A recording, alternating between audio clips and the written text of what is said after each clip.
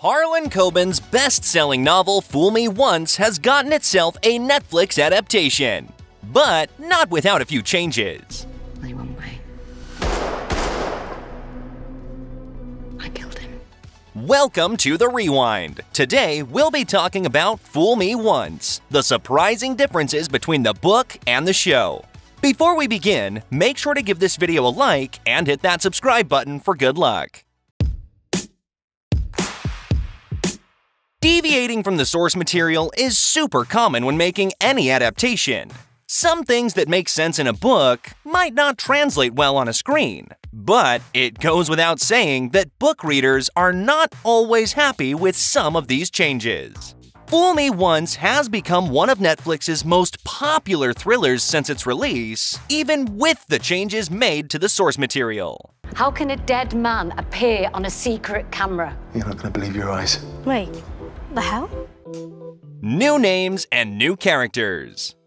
It's fairly common for names of characters to be subjected to change for TV adaptations. This is done to either make the characters more relatable or to avoid any potential confusion.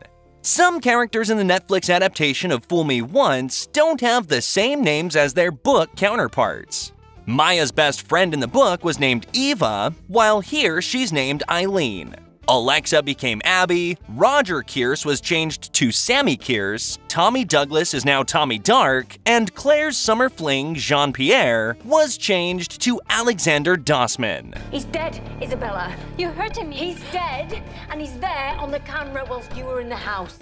On top of the name changes, the Netflix adaptation also brought with it a set of new characters not previously present in the book. One of these was Marty McGregor, Sammy Pierce's partner who played a significant role in solving Joe's murder. Kearse's sponsor Nicole Butler and pregnant fiancée Molly were other new characters added to the show.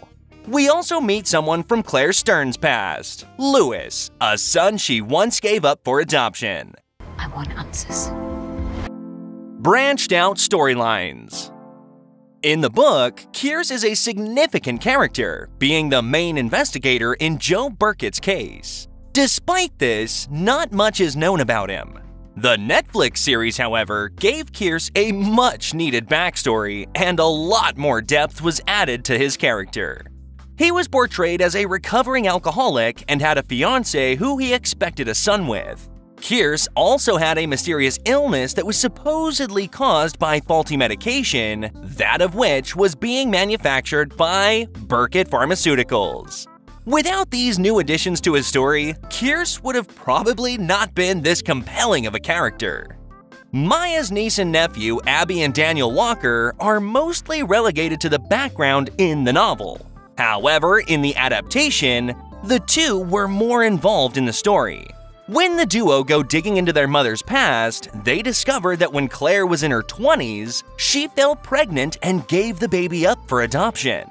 Abby and Daniel managed to find the son Claire gave up, forming a relationship with him.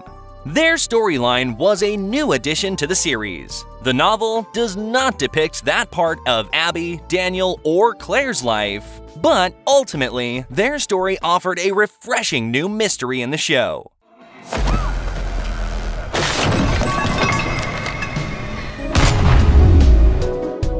Some events played out differently. Whether it's a new location or an addition to the script, some events may not be one-to-one with the source material. When Maya was investigating what led to Claire's murder, she discovered that Claire had a secret phone. A few days before Claire died, she made calls to one number, then traced that number, leading her to an arcade, a disclosed location where Claire had been having secret meetings with Corey the Whistle. However, in the novel, Maya meets Corey at a strip club called Leather and Lace. The location was probably changed for a PG rating, but come on, your guess is as good as ours. While we're at it, let's talk about the way Maya and Corey met. Maya had known for some time that someone was following her, but she had no clue who it could have been. During a learning session with one of her students, she spotted the car that's been following her before chasing it and leaving her shocked students behind. Here, she discovers that Corey the Whistle has been the one who was tailing her the whole time. The helicopter chase was a very nice touch that added some pretty good excitement to the show. In the book, things weren't as exciting. Maya corners Corey at Leather and Lace and forces him to tell her why he's been following her. Corey the Whistle had been secretly meeting Claire to get dirt on the Burkett family. In exchange for her cooperation, Corey agreed not to release the audio of the video that showed Maya disobeying orders from her superiors, which led to the deaths of innocent civilians. When Joe discovered that Claire was selling his family out to Corey, he tortured Claire and even murdered her on top of that. Maya eventually found out that Claire and Corey had been meeting privately and discovered that her husband had killed her sister in an attempt to keep the truth hidden. Kearse discovered that Maya had been meeting with an unknown man, so he brought her in for questioning, where Maya unexpectedly sells Corey out. He's also brought in for questioning and exposes what he and Claire were up to. Clearly, things played out differently in the book, where Maya does not sell Corey out, therefore Corey never gets arrested. Maya keeps whatever information she has uncovered about her sister's death, knowing that it's the only way that she could find out why Claire was killed in the first place.